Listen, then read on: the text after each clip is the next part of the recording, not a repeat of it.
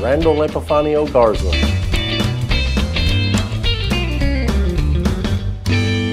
I always had a knack for making money, but I also had a knack for blowing money, and it was due to sin, due to partying. And 7 nights a week I was at a nightclub somewhere in 3 states. I was at a nightclub, and I did that for the next 30 years.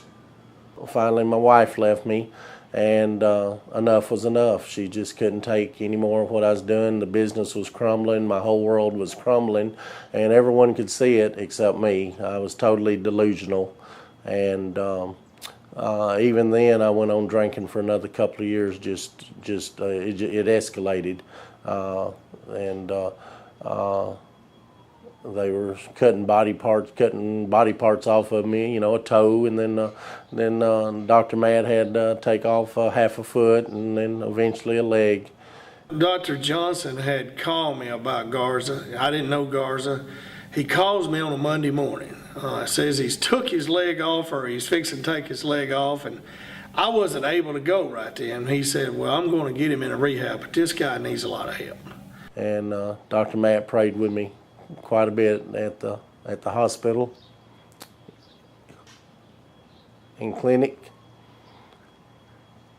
but it was my 4-year-old niece, Lilana,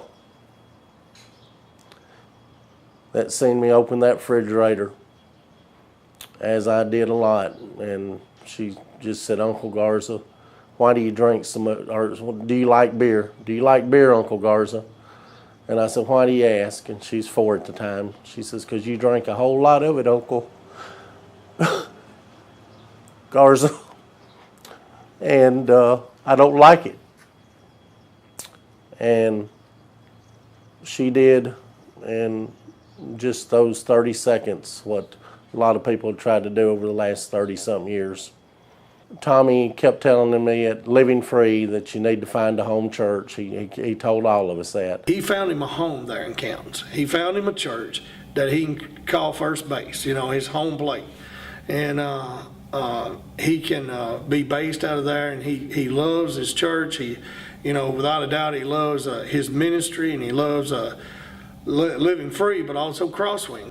Crosswind is so unique and in the way they do things, the way they disciple folks, the way they follow up, and they care about people. They love people. It's not just fine, how you doing, and this, and then go on.